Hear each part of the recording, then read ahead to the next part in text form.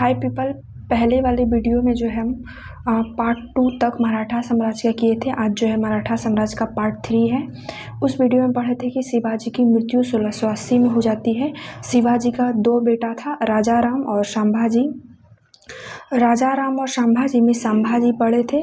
तो क्या हुआ, शिवाजी की मृत्यु के बाद राजा राम जबरदस्ती अपने आप को शासक घोषित कर लेते हैं, जिसके कारण संभाजी जो बड़े थे इनसे संघर्ष करते हैं और 1680 में संभाजी शासक बनते हैं। 1689 तक रहते हैं शासक।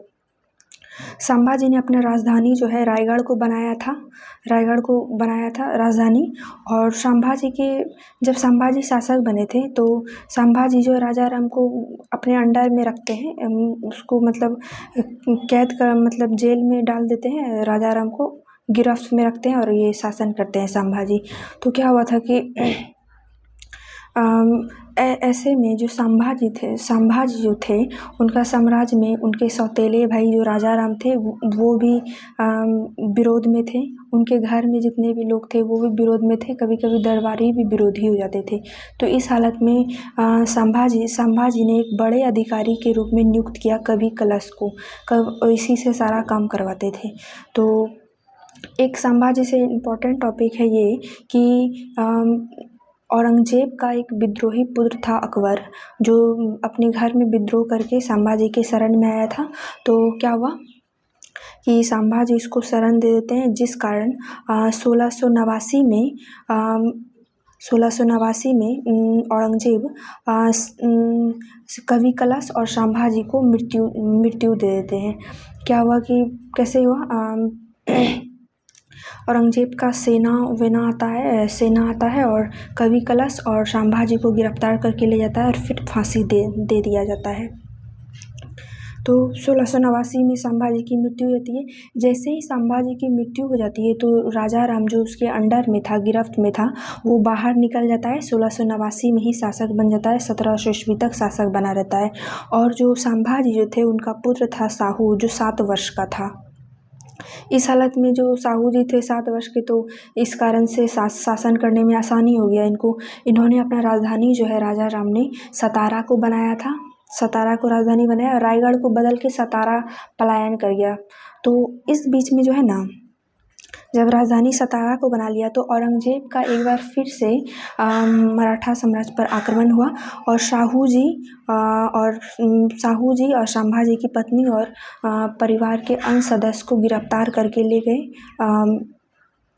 अपने एरिया में वो सब।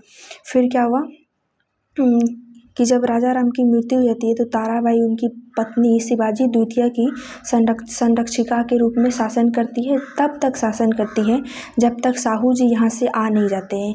साहू जी कब आते हैं? जब औरंगजेब की मृत्यु हो जाती है 1707 में, आपको पता है। तो साहू जी को जो है वहाँ से छोड़ दिया जाता है। औरंगजेब के बेटा वोटा जो होगा उसके द्वारा छोड़ दिया जाता है। तो साहू जी वहाँ से आते हैं और जो है ना ताराबाई से संघर्ष करते हैं खेड़ा नामक जगह पर। और उस संघर्ष में साहू जी सत्ता को हासिल कर लेते हैं। उसके बाद जो है मराठा शासन जो है इसके बाद से दो क्षेत्र में चलने लगा। साहू जी जो सतारा का शासन करते थे, सतारा से अपना शासन चलाते थे। और कोल्हापुर का एरिया का शासक था शिवाजी द्वितीय, ताराबाई का पुत्र शिवाजी द्वितीय, ठीक है। उसके जब ये दोनों शासन करते हैं तो एक समय बाद में जब बालाजी विश्वनाथ और बाजीराव प्रथम आते हैं, उस समय एक संधि होता है जिसको संगोला की संधि कहते हैं। यह संधि साहू की मृत्यु के बाद 1750 में हुई। देखिए यहाँ पे 1749 में साहू की मृत्यु हो जाती है, तो 1750 में एक संगोला की संधि हुई। ये साहू जी मर चुके थे, तो संगोला की संधि हुई जिसमें कोल्हापुर के शासकों द्वारा यहाँ ये जो कोल्हापुर है,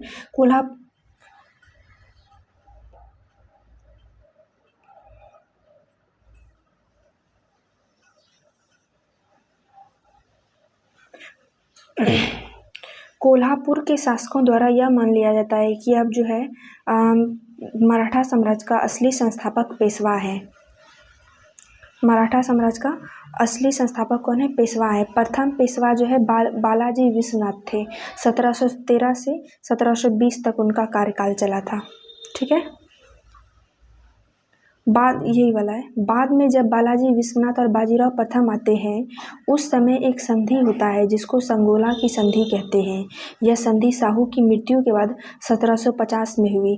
जब साहू जी का मृत्यु होता है तब 1750 में एक संगोला का संधि होता है जिसमें कोल्हापुर के शासकों द्वारा यह मान लिया जाता है कि अब जो वास्तविक संस्थापक है वो पेशवा है और प्रथम पेशवा जो है बालाजी विश्वनाथ थे। अब अगले वीडियो में मिलेंगे। अब जो है अगले वीडियो में जो मिलेंगे प्रथम पेशवा बालाजी और उसके बाद द्वितीय तीसरा जो आता है उसके बारे में पढ़ेंगे।